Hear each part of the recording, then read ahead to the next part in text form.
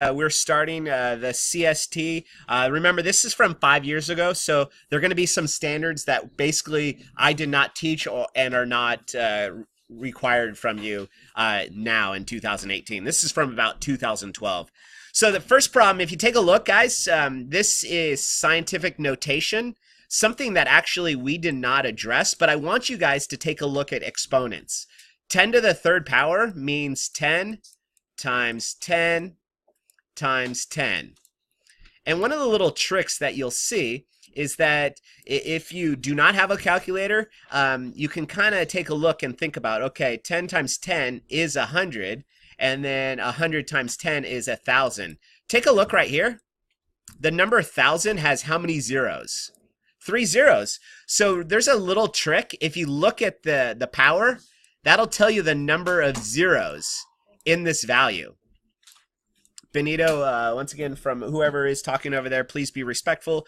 This prevents me from adequately teaching. So if we take a look, if I put 6 zeros up, there we go. Take a look. There's your 6 zeros. And as you can see, boys and girls, this is going to be 1 million. So 10 to the 6th power, if we were to multiply 10 6 times, we would get a million. So that is basically a million times 8.33. And I guess that would be, if you were to plug that into your calculator, it'd be 8,333,000 or 330,000. But we didn't cover that this year, but that is something that I want you guys to come away with. Exponents.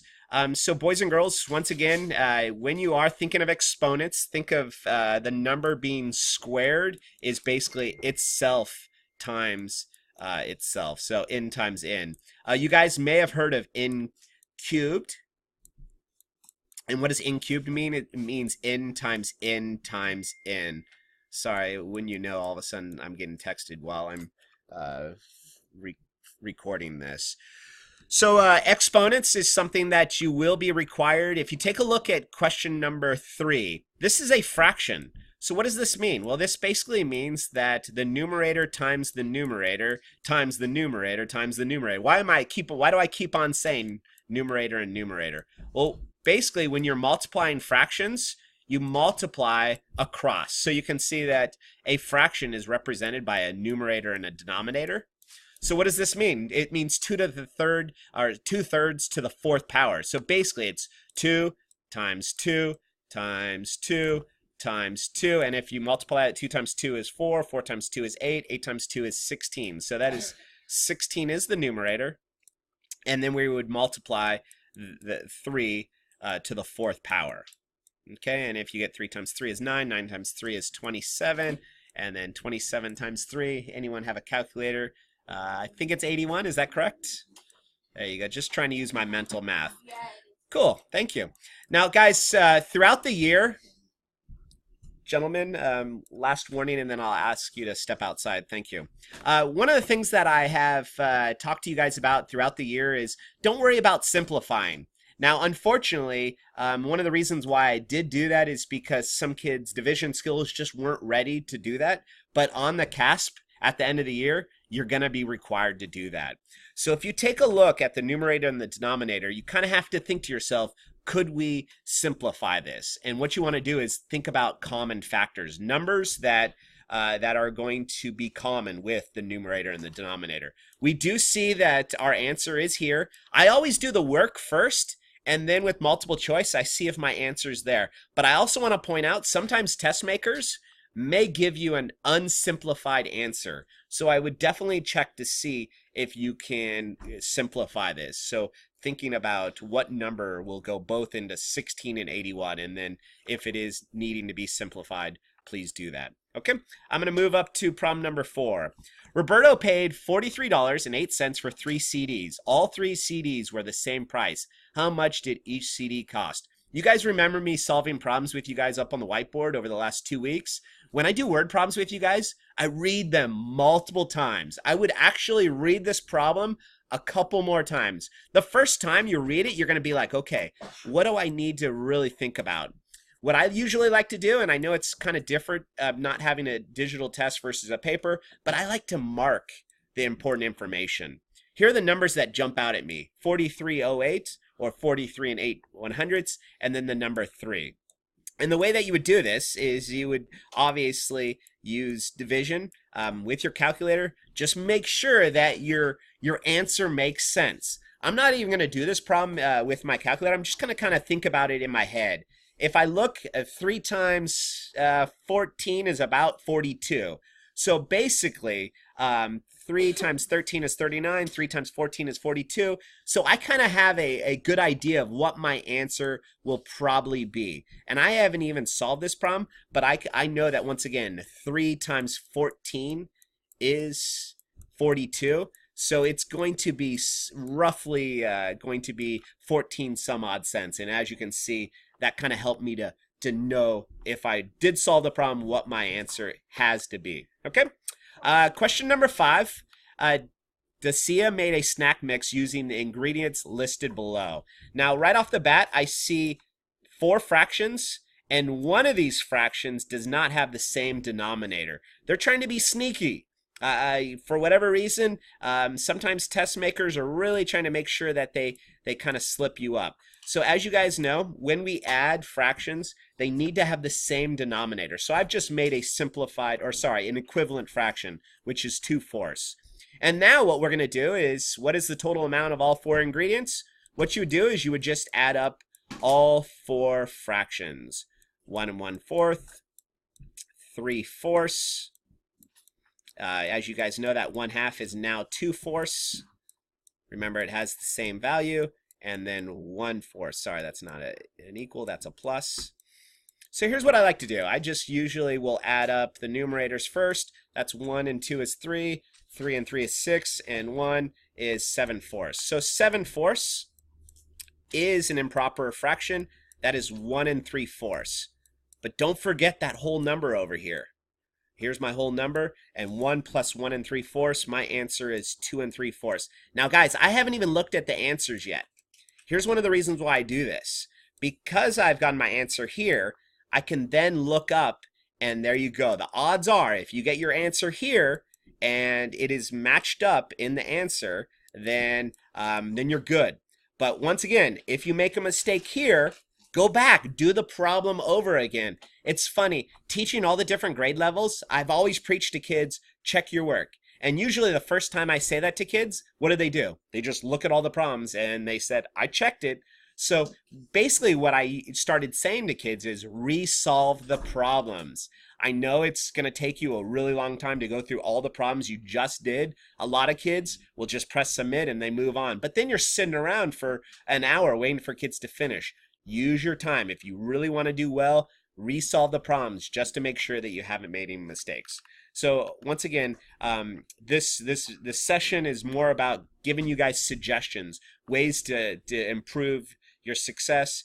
Once again, when I'm not teaching in the homeroom class, you're in other homerooms, your homeroom teacher may not verbalize these things. I sure wish I had the ability to test you guys, because I could say, take your time, slow down. Unfortunately, with homeroom, you know, some of you may not have that connection because you don't have that teacher for any other classes.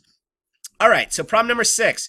We have a fraction and we're multiplying fractions. Actually, multiplication and division with fractions are easier than addition and subtraction. You can see that I changed this whole number to 3/1 because I'm going to multiply straight across. 3 times 3 is 9, and then 4 times 1 is 4. Now this is an improper fraction.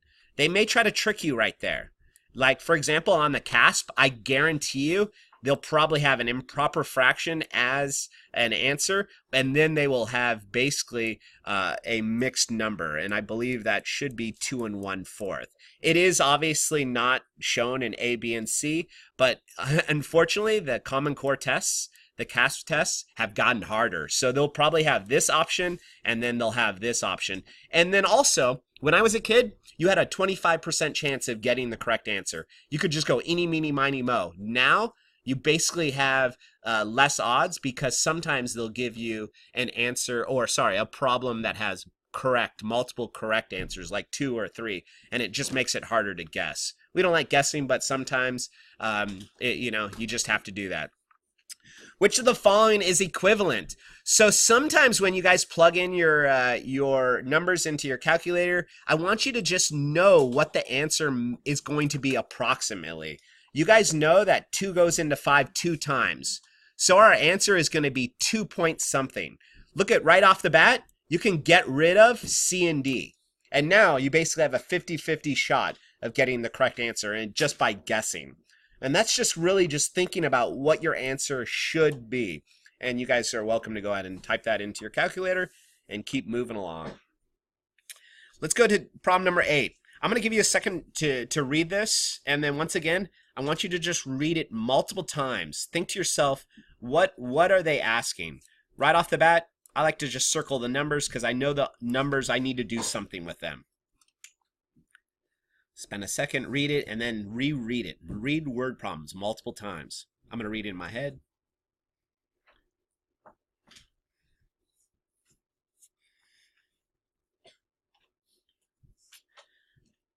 So guys, probably the biggest challenge to 7th grade is knowing fractions, knowing decimals, and knowing percentages. They're all interconnected. And if we take a look, 1/4 is a fraction.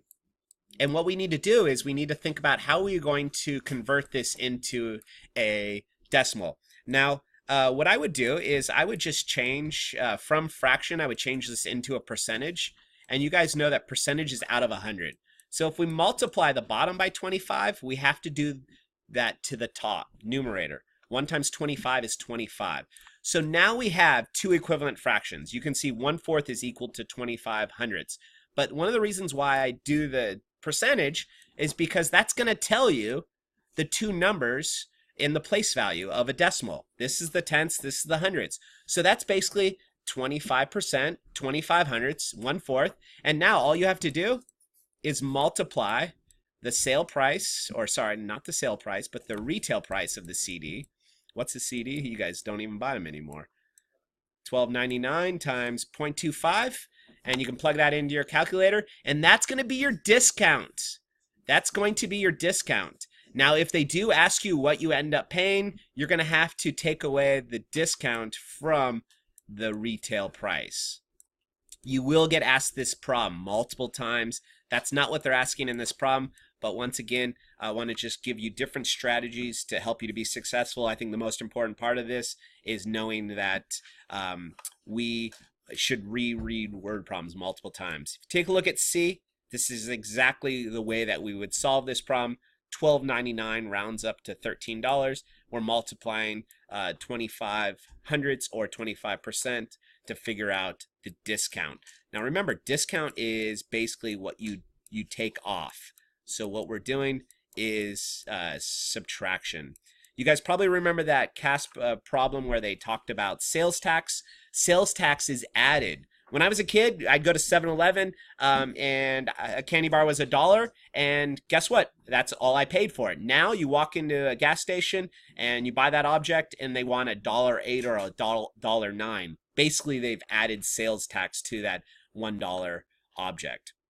All right, so you guys know that these are square roots. We haven't really tackled that much this year, so I'm gonna just move forward. Yeah, that's just one of the requirements from 5 years ago, and things changed just a tad. Let's take a look. So which fraction is the same as 3 and 8/100ths? So basically the 3 and then 8/100ths. These are all, they look like they're all improper fractions. So 5 goes into 32 about 6 times, so that's not correct. 5 goes into 19 a little under 4 times, so this is 3 something. That could be a possibility. 25 goes into 77 3 times, so that could be a possibility. And then 25 goes into 56 2 times. That is not a possibility. Now with Common Core, boys and girls, please understand, with the CST, there's usually only one right answer, but now you can have multiple correct answers. Go ahead and use your calculator to figure out which of these 2 improper fractions is 3.08.